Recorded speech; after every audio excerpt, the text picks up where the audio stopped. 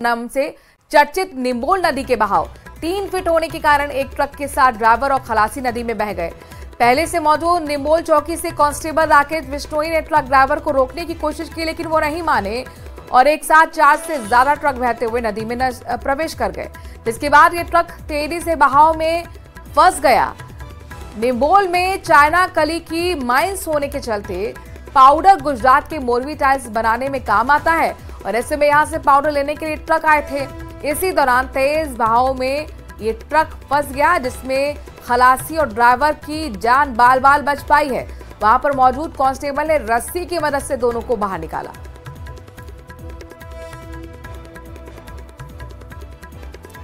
अलवर के राजगढ़ से बड़ी खबर है, जहां पर राजगढ़ नगर पालिका के पार्षद राजेंद्र चेरवाल निलंबित कर दिए गए हैं।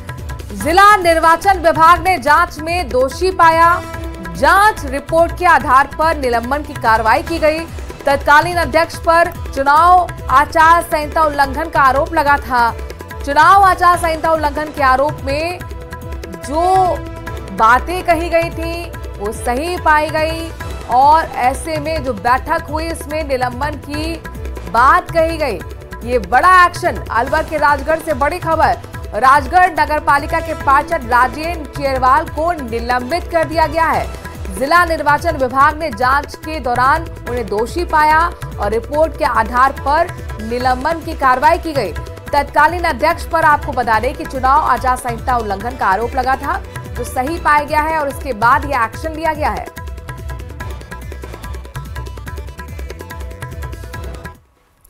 आपको ले चलते कोटा, जहां पर मंदिर में शिवलिंग को खंडित करने के मामले में अब बड़ा एक्शन हुआ है। पुलिस ने एक आरोपी को कार्रवाई करते हुए गिरफ्तार किया है।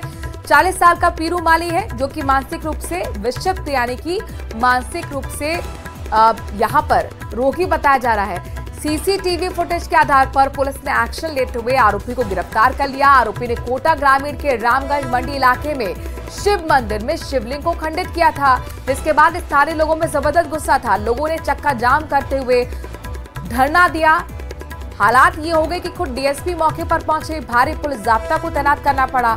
आश्वस्त किया गया ग्रामीणों को, लोगों को कि जल्द से जल्द आरोपी को पकड़ा जाएगा और आखिरकार अब सीसीटीवी फुटेज के आधार पर एक्शन लेते हुए आरोपी की गिरफ्तारी कर ली गई है। सूचना मिली थी कि सरकारी चौराहे पे एक सरकारी कुएं पे एक मंदिर है, चबूतरा है, शिव मंदिर। उस शिव की प्रतिमा को, शिवलिंग को कोई आदमी उठा के ले गया। हमने तुरंत तलाश की, टीमें बनाई, सारे सीसीटीवी कैमरे सर्च किए। उसके आधार पे हमने एक शिवलिंग को हमारी पकड़ भी, जब्त भी कर लिया है। बालोतरा में दर्दनाक हादसा हुआ, जहां पर कृष्ण जन्मोत्सव के दौरान एक महिला डीजे की धुन पर नाचते नाचते जनरेटर की चपेट में आई और उसकी मौत हो गई। महिला को बालोतरा नाहटा अस्पताल में भर्ती कराया गया था, जहां पर इलाज के दौरान चिकित्सकों ने बताया कि पहले ही, हालांकि वो मृत घोषित कर दी गई थी, यानी कि वो हॉस्पिटल नहीं पहुंची, इससे पहले ही उसकी जान जा चुकी थी। पुलिस के मुताबिक सिवाना थाना क्षेत्र के कुंडल गांव में कृष्ण जन्माष्टमी पर मूर्ति विसर्जन के दौरान ये प्रोग्राम चल रहा था, जिसकी तस्वीरें भी आप देख रहे हैं। महिला हो या पुरुष डीजे की धुन पर जमकर डांस कर रहे थे और इसी दौरान एक महिला की जो चुनरी थी, जो उसके कपड़े थे, वो जनरेटर में फंस गए और महिला को अंदर तक जनरेटर ने खींच लिया, जिसकी वजह से महिला का सिर फट गया।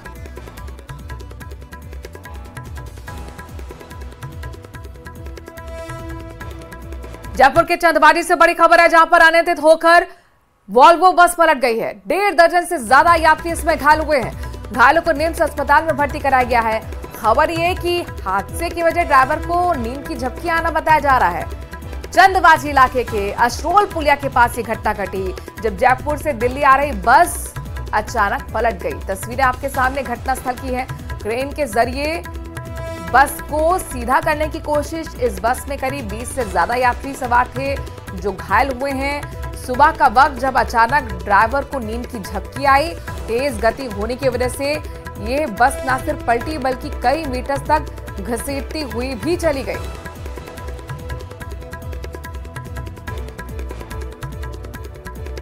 सब्जी लाई थी। कहाँ से बस आ रही थी? ये दिल्ली से अजमेर जा रही थी। प्राइवेट बस है, स्लीपर कोच। कितनी सवारियां थी इसमें? सवारियां थी लगभग 40। बस ये 2 बार तो इन्होंने बीच में इनके जो चेले वगैरह होते हैं उनके हाथ में गाड़ी थी शायद, अनट्रेंड ड्राइवर के हाथ में।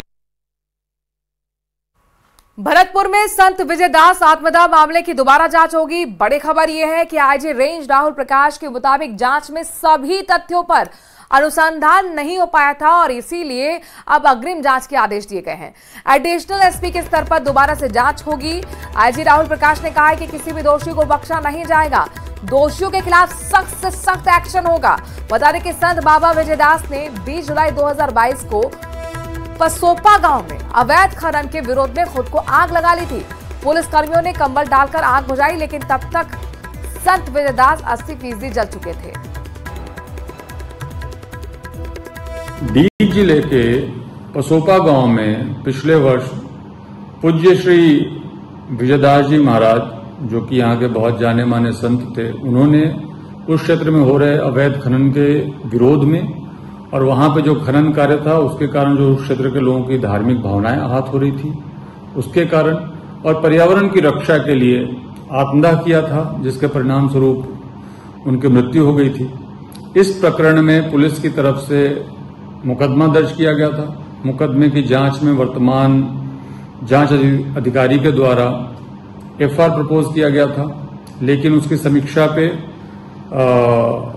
मैं उससे सहमत नहीं हूं और उसी आधार पर उसके अग्रिम अनुसंधान के लिए एडिशनल एसपी कामा को पत्रावली दी गई है, जो कि उसके समस्त तथ्यों पर जांच करेंगे और इसमें किसी भी दोषी को बख्शा नहीं जाएगा।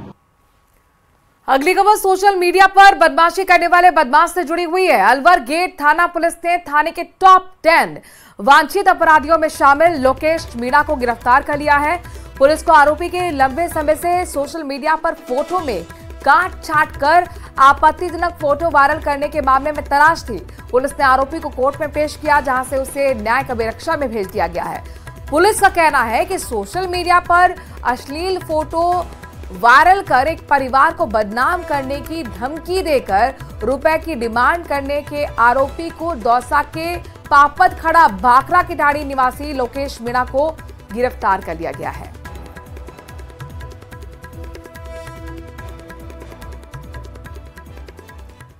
चूरू जिला मुख्यालय के जाहरवीर गोगाजी मेले में मंगलवार को आस्था, मान्यता और विश्वास का संगम देखने को मिला है। हिंदू मुस्लिम एकता के प्रतीक लोक देवता जाहरवीर गोगाजी के जन्मोत्सव पर जिला मुख्यालय स्थित प्राचीन गोगा मेड़ी में वार्षिक मेले का आयोजन किया गया है।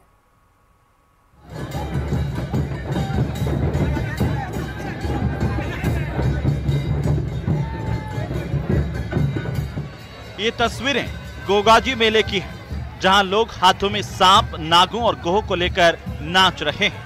ये तस्वीरें आस्था, मान्यता और विश्वास के संगम की हैं। हिंदू मुस्लिम एकता के प्रतीक लोक देवता जोहरवीर गोगाजी के जन्मोत्सव पर जिला मुख्यालय स्थित प्राचीन गोगा मेड़ी में वार्षिक मेले का आयोजन किया गया, जिसमें हजारों श्रद्धालुओं ने धोख लगाई। हमारे चूरू के अंदर सारी मेड़ियों के निशान हम गोगा मेड़ी पहुंचते हैं और हाथों में सांप, गोयरा सभी लेकर, हमारे बच्चे भी सांपों को लेकर खेलते हैं, उनको भी कोई डर नहीं लगता। हमारे यहाँ गोगो जी की बहुत ज्यादा मान्यता है और बहुत बड़ा चमत्कार भी है। गोगा भक्त गोगा जी को रिझाने के लिए जहरीले गोह, नाग और तरह तरह के सांपों को हाथ में लिए हुए दिखाई दे रहे हैं और ढोल झिंझे की धुनों पर नृत्य करते हुए मंदिर पहुंचे। श्रद्धा पूर्वक गोगा जी के समक्ष नतमस्तक भी हुए। सामाजिक समरसता के प्रतीक जोहरवीर गोगा पीर के मेले में बीजेपी और कांग्रेस के नेताओं ने शिरकत की। गोगा जी की बहुत बड़ी राजस्थान के अंदर और राजस्थान के अंदर चूरू जिले के अंदर भी बहुत बड़ी मान्यता है, क्योंकि गोगा जी का जन्म भी चूरू के जिले के अंदर ददरेवा में हुआ था। और यहाँ पे चूरू के अंदर है ना, चूरू जिले शहर से है ना अनेक लगभग सभी मेड़ियों से गोरा, सांप और जहरीले, यहाँ बच्चे भी सांपों के साथ खेलते हैं और ये मेड़ी के निशान है ना गोगा मेड़ी जाते हैं। इधर वार्षिक मेले की लोकप्रियता को देखते हुए जिला कलेक्टर ने आज के दिन यहां पर अवकाश घोषित किया। मेले के दौरान पुलिस ने सुरक्षा और व्यवस्था के माकूल इंतजाम किए थे। भाजपा के शिविर में विधायक हरलाल सहारण, भाजपा प्रदेश मंत्री डॉक्टर वासुदेव चावला, जिला अध्यक्ष बसंत शर्मा आदि मौजूद रहे। तो वहीं कांग्रेस के खेमे में नगर परिषद के सभापति पायल सैनी, संजय भाटी, असलम खोकर, पूर्व सभापति गोविंद महसरिया, जमील चौहान भी मौजूद रहे। लेके जाते हैं, सांप लेके जाते हैं, गोरा लेके जाते हैं। हमें कोई बच्चों को कोई घुटन नहीं है। फिर नाच कूदते जाते हैं मैन धाम पे, सारी मेडी को भगत सब वहाँ पधारते हैं, सब विराजमान होते हैं, सब निशान दुखाते हैं। वही महाराज का पावन विशाल मेला था। हम यहाँ पे अनेक प्रकार के सांप गोरे आदि लेके जाते हैं। छोटे बच्चों को भी किसी चीज़ का डर नहीं है, क्योंकि हमारे ऊपर गोगा जी महाराज का बहुत आशीर्वाद है।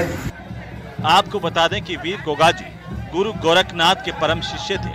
उनका जन्म विक्रम संवत 1003 में चूरू जिले के ही ददरेवा गांव में हुआ था। सिद्ध वीर गोगादेव के जन्म स्थान राजस्थान के चूरू जिले के ददरेवा में स्थित है, जहां पर सभी धर्म और संप्रदाय के लोग मत्था टेकने के लिए दूर दराज से आते हैं। कायम खानी मुस्लिम समाज उनको जाहर पीर के नाम से पुकारता है, तो वहीं उक्त स्थान पर मत्था टेकने और मन्नत मांगने के लिए भी पहुंचते हैं। चूरू से मनोज कुमार शर्मा की रिपोर्ट, न्यूज़ 18 राजस्थान। जोधपुर के महात्मा गांधी अस्पताल में 14 साल की मासूम के साथ रेप की वारदात को अंजाम दिया गया। बताया जा रहा है कि बच्ची 25 तारीख की रात को परिवार से नाराज होकर घर से चली गई थी।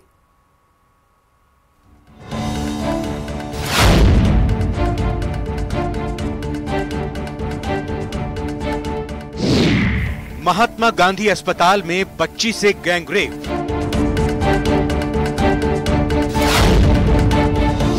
अस्पताल के सफाई कर्मचारियों पर आरोप।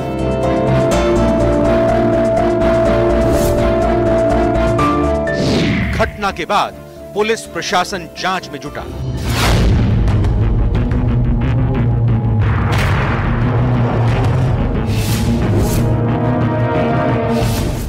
चौदह साल की मासूम से दरिंदगी का खुलासा होने के बाद पुलिस प्रशासन जांच में जुटी है। मौके पर एफएसएल टीम सबूतों को जुटाने के लिए पहुंची। पीड़ित के बयान भी लिए जा चुके हैं। पुलिस दावा कर रही है कि जल्द ही आरोपी गिरफ्तार कर लिए जाएंगे। लेकिन जोधपुर के महात्मा गांधी अस्पताल के कॉटेज के पास जिस तरीके से वारदात को अंजाम दिया गया वो हैरान करने वाला है। कल शाम को एसएचओ सूरसागर ने सूचित किया था कि कोई एक एमपीआर दर्ज हुई, वो गुमशुदगी की एफआईआर दर्ज थी। उसमें फिर वो बच्ची यहाँ आ गई थी एमजीएच हॉस्पिटल में। यहाँ आने के बाद में कुछ लोगों ने, 2 लड़कों ने बुरा व्यवहार किया, तो एफआईआर दर्ज करके उसमें सारे वो मेडिकल वगैरह करवाया गया है।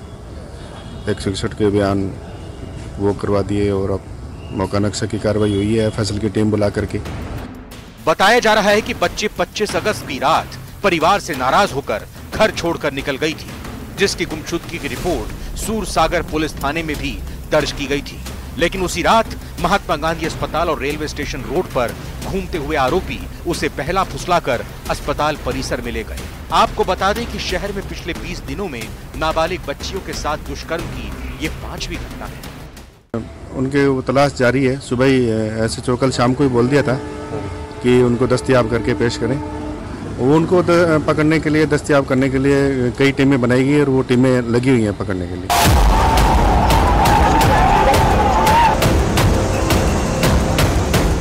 कोलकाता में डॉक्टर के साथ हुई दरिंदगी के बाद महिलाओं और बच्चों की सुरक्षा को लेकर देश भर में आक्रोश है। ऐसे में जोधपुर शहर में एक नाबालिग बच्ची के साथ गैंगरेप की ये घटना शहर में बेटियों की सुरक्षा पर सवालिया निशान खड़े कर रही है। जोधपुर से न्यूज़ 18 राजस्थान के लिए चंद्रशेखर व्यास की रिपोर्ट।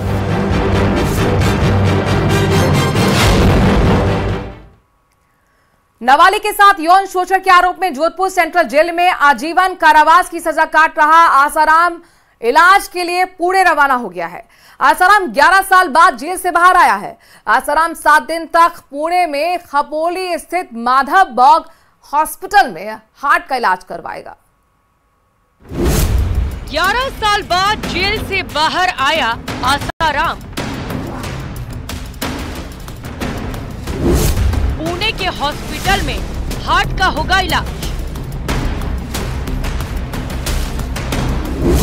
केवल डॉक्टर और सहायक से होगी मुलाकात। आखिरी सांस तक जेल में ही रहेगा आसाराम। अपने ही गुरुकुल की नाबालिग छात्रा के साथ यौन उत्पीड़न के मामले में जोधपुर की सेंट्रल जेल में जीवन की आखिरी सांस तक जेल की सजा काट रहा आसाराम आखिरकार 11 साल बाद जेल से बाहर आ ही गया, लेकिन केवल 7 दिनों के लिए। जी हाँ, हाईकोर्ट से आपात पेरोल स्वीकार होने के बाद आसाराम हवाई मार्ग से मुंबई के लिए रवाना हो गया। राजस्थान हाईकोर्ट के जस्टिस पुष्पेंद्र सिंह भाटी की अखंड पीठ से आसाराम की आपात पैरोल अर्जी स्वीकार होने के बाद आसाराम को जेल प्रशासन और एम्स से हरी झंडी मिलने का इंतजार था।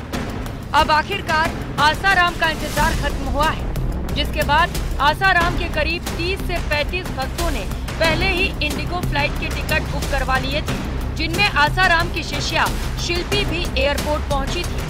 कड़ी सुरक्षा के बीच आसाराम को जोधपुर एयरपोर्ट लाया गया, जहां से इंडिगो की फ्लाइट से आसाराम मुंबई पहुंचे। इसके बाद मुंबई से पुणे ले जाया गया, जहां पर उनका इलाज किया जाएगा।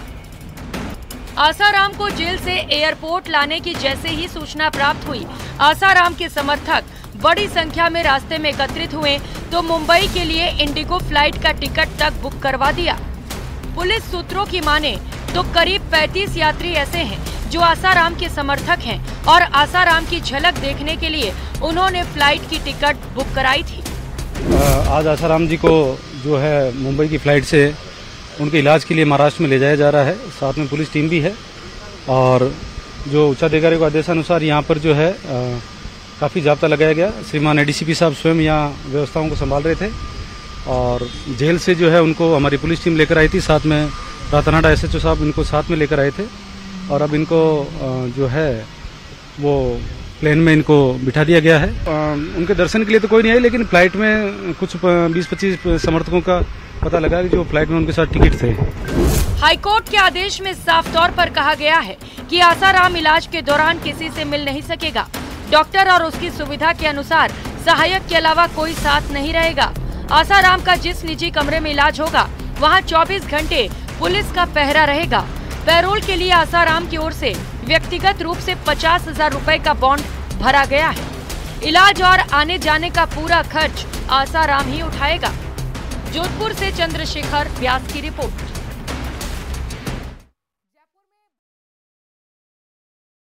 बैरवा हत्याकांड मामले में 6 दिन बाद आखिरकार सहमति बन पाई। आत्महत्या मामले में एएसपी जगदीश व्यास और एसीपी अनिल शर्मा को एपीओ कर दिया गया है। वहीं मामले में एडीजे क्राइम दिनेश अहमद के नेतृत्व में एसआईटी का गठन भी कर दिया गया है। इधर इस मामले पर राजनीति भी जमकर हो रही है। भांकलोटा थाने में तैनात हेड कांस्टेबल बाबूलाल बैरवा के आत्महत्या मामले में एक ओर जहां शासन प्रशासन एक्शन में नजर आ रहा है, तो वहीं दूसरी ओर इस मामले ने राजनीतिक रुख ले लिया है। सोमवार को आरएलपी प्रमुख के धरना स्थल पर जाने के बाद पीसीसी चीफ गोविंद सिंह डोटासरा ने भी सरकार पर हमला बोल दिया है। डोटासरा ने प्रदेश सरकार के कामकाज पर सवाल उठाए, वहीं प्रदेश की कानून व्यवस्था को विफल बताया है। सरकार की पूरी विफलता है, पूरी तरीके से सरकार फेल है। कानून व्यवस्था नाम की कोई चीज नहीं है। आज जोधपुर में भी एक और घटना की रिपोर्ट आ रही है। जयपुर की घटना है ही, अजमेर में हुई थी, बीकानेर में हुई थी, अलवर में हुई है, भरतपुर में हो ही रही है। मतलब आप कहाँ बताऊं मैं, कोई जिला कोई क्षेत्र ऐसा नहीं बचा हुआ है जहां हमारी मासूम बच्चियों के साथ में रेप की घटनाएं नहीं हो रही हों, महिला सुरक्षित नहीं है, आम व्यक्ति का जीना दूभर हो गया है। कानून व्यवस्था नाम की कोई चीज, आज प्रदेश का मुख्यमंत्री गृह मंत्री है और एक वर्ड नहीं बोलता। इधर आत्महत्या मामले में एएसपी जगदीश व्यास और एसीपी अनिल शर्मा को एपीओ किया गया है। वहीं एसआई आशुतोष को सस्पेंड कर दिया गया है। दूसरी तरफ परिवार और सरकार के बीच सहमति बन गई है। इसी बीच कुल 7 शर्तें मानी गई हैं। इन शर्तों में जांच के लिए एक एडीजी क्राइम दिनेश अहमद के नेतृत्व में एसआईटी का गठन होगा। पुलिस द्वारा 1 महीने के अंदर पूर्ण होगी स्वैच्छिक आर्थिक सहयोग प्रक्रिया। बाबूलाल बैरवा की सेवा परिलाभ और पेंशन की कार्रवाई तुरंत होगी। बेटे तनुज गोटवाल को अनुकंपात्मक नियुक्ति दी जाएगी। बेटी को जयपुर में ही संविदा पर शीघ्र नियुक्ति दी जाएगी। बेटी साक्षी गोठवाल को पुलिस परिवार द्वारा गोद लिया जाएगा। इधर सचिवालय में हुई राजीनामे की बैठक के बाद उप मुख्यमंत्री प्रेमचंद बैरवा ने भी एक प्रेस कॉन्फ्रेंस की, जिसमें सहमति को लेकर तय हुए बिंदुओं पर बातचीत की जानकारी दी गई। देखिए, एफआईआर में उनका और उनके नोट में जो सुसाइड नोट है उसमें उनका नाम लिख के गया, तो इसलिए ये पहले उनको एपीओ और निलंबित किया गया है। निश्चित रूप से अब जो एसआईटी का गठन हुआ है इसमें निश्चित रूप से जांच करके जो भी दोषी है उसको सामने लाया जाए। निश्चित रूप से सारा प्रयास सरकार के अधिकारी, हमारे यशस्वी मुख्यमंत्री जी से भी मैं कई बार मिला और उन्होंने पूरा प्रयास किया, लेकिन परिजन थोड़ी स्थिति उनकी इस तरह की थी कि वो डिसीजन नहीं ले पा रहे, क्योंकि इतना दुख उनको था, समय लगा, लेकिन सभी की इच्छा, सभी समाज की और सभी लोगों की इच्छा थी कि जल्दी से जल्दी इस बॉडी को हम सुपुर्द करें और इसका पोस्टमार्टम करा के। और वक्त ब्रेक का है, आगे देखिए स्पेशल रिपोर्ट।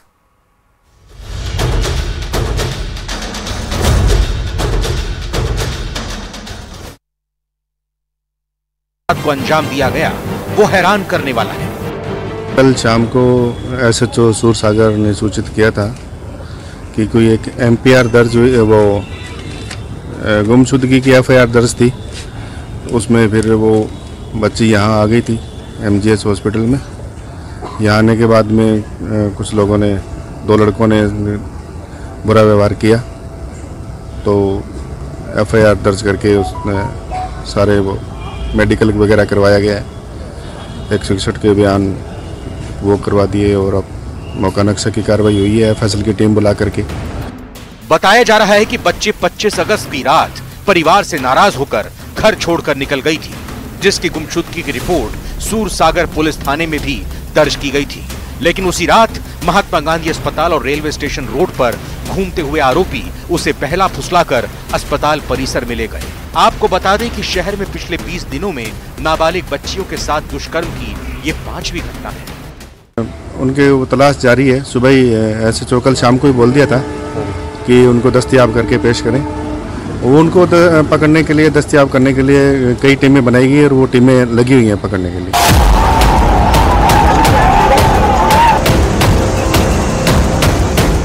कोलकाता में डॉक्टर के साथ हुई दरिंदगी के बाद महिलाओं और बच्चों की सुरक्षा को लेकर देश भर में आक्रोश है। ऐसे में जोधपुर शहर में एक नाबालिग बच्ची के साथ गैंगरेप की ये घटना शहर में बेटियों की सुरक्षा पर सवालिया निशान खड़े कर रही है। जोधपुर से न्यूज़ 18 राजस्थान के लिए चंद्रशेखर व्यास की रिपोर्ट।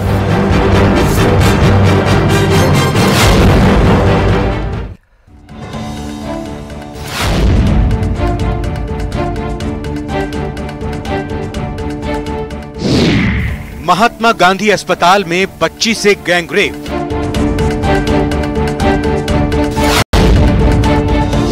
अस्पताल के सफाई कर्मचारियों पर आरोप।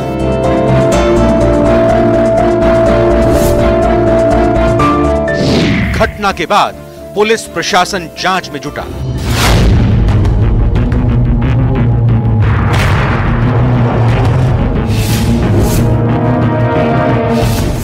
चौदह साल की मासूम से दरिंदगी का खुलासा होने के बाद पुलिस प्रशासन जांच में जुटी है। मौके पर एफएसएल टीम सबूतों को जुटाने के लिए पहुंची। पीड़ित के बयान भी लिए जा चुके हैं। पुलिस दावा कर रही है कि जल्द ही आरोपी गिरफ्तार कर लिए जाएंगे। लेकिन जोधपुर के महात्मा गांधी अस्पताल के कॉटेज के पास जिस तरीके से वारदात को अंजाम दिया गया वो हैरान करने वाला है। कल शाम को एसएचओ सूरसागर ने सूचित किया था कि कोई एक एमपीआर दर्ज हुई, वो गुमशुदगी की एफआईआर दर्ज थी। उसमें फिर वो बच्ची यहाँ आ गई थी एमजीएच हॉस्पिटल में। यहाँ आने के बाद में कुछ लोगों ने, 2 लड़कों ने बुरा व्यवहार किया, तो एफआईआर दर्ज करके उसने सारे वो मेडिकल वगैरह करवाया गया है।